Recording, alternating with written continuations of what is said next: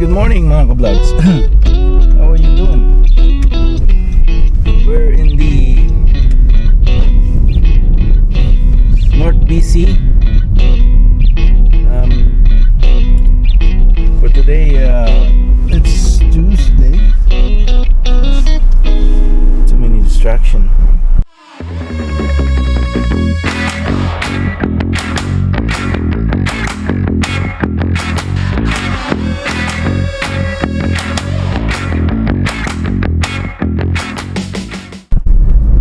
Yes, I was saying it's overcast ang weather natin, cloudy, chance of rain, and it's 15 degrees.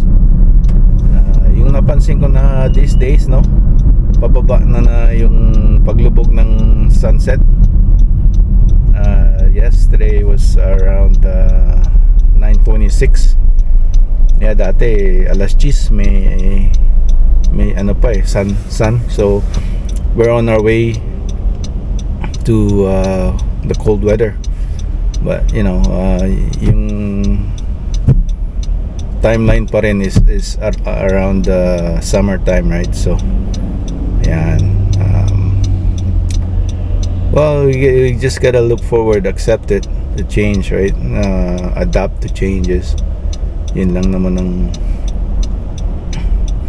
ang kailangan nating gawin. Yung sinabi nga nila na yung prayer na you always adapt to change, something like that.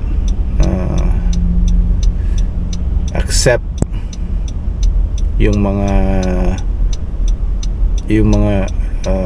hindi yung constant, yung hindi mo na kailangang kailangan iiba yun ba, ayan. So ngayon, no, punta tayo sa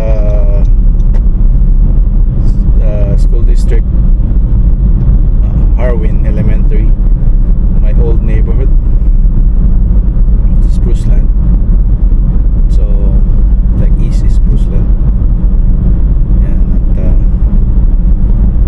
Tayo ng copier at small machine, papalitan na yung machine nila. So and then sa mga remote, ewan ko paano nila gawin yun, no? So ayan, may napansin ako dito sa main highway, no, 97 and highway 15 na merong sign na main reception center ng emergency BC, parang ganyan. So sa mga, I guess sign yun para sa mga nag-evacuate ng wildfire. So dito sa may CN Center sila pinapapunta.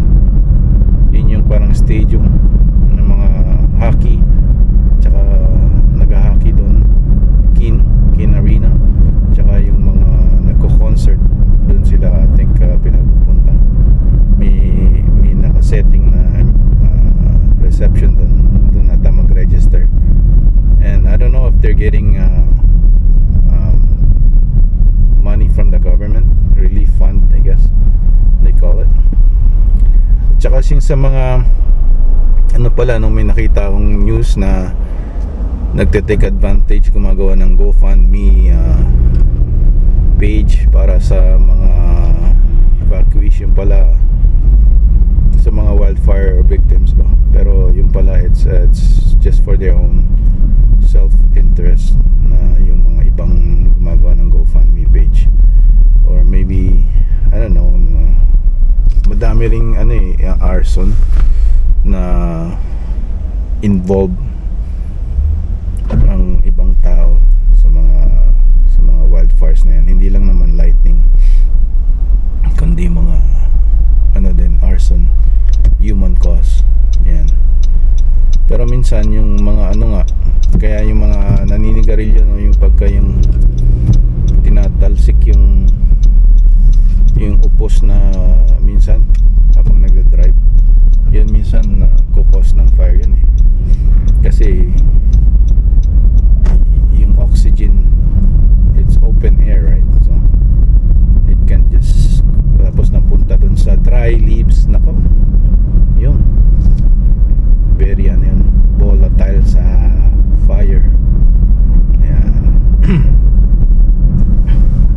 Ay mga ka-vlogs, break time tayo.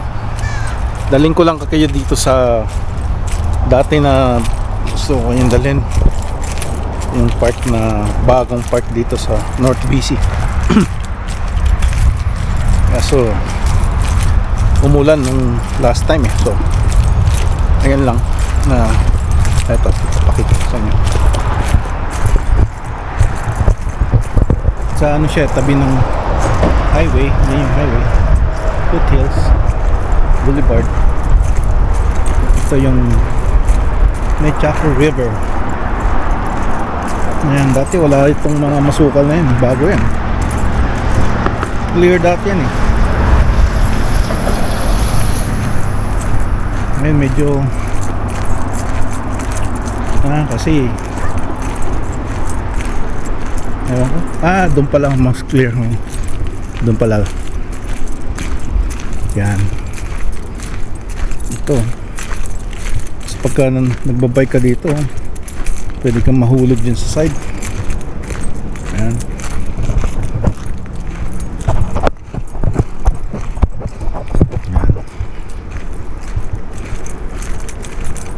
Yan, hindi na tayo bababa. Pinakita ko lang sa inyo. Tapos may mga, ayun, may mga picnic table pala ron. Ito, yun pa rin pa yung bridge. Ayan, maraming nagpapa ano ng aso rito. Ayan, dadala ng aso. Tapos minsan yung aso nagsiswimming pa ron. Ayan lang. May mga nagla-launch ng boat din dyan eh, para I guess ano sila, parang rafting. Yan. Kaso marami ring na aksidente sa mga rafting na pag ganitong summer, kasi minsan nakainom. Ayan. Tapos ay masyadong overconfident, kumbaga. Ayan. So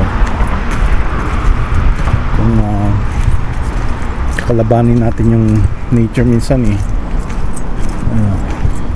talo lang tayo, right? So ayan. Hello, ayan mga vlogs.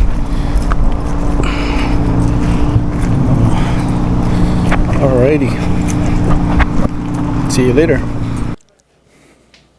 Hi mga ka-vlogs. Ayan, in-order uli natin tong DJI mic, ano.